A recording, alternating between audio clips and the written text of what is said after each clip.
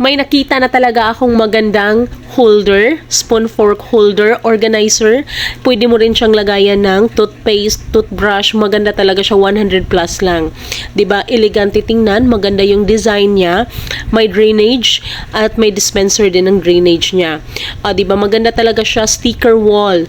So ito yung kasama na yung sticker niya na ididikit natin sa wall.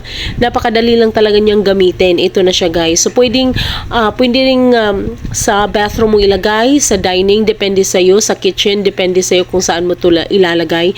Pwede mo rin tong gawing organizer ng iba mo pang gamit, 'di ba? Maganda talaga siya, guys, elegante, and kung gusto mo nito, i-click mo lang yung yellow basket. Napakamura lang, 100 plus lang, meron ka ng napakagandang organizer, 'di ba?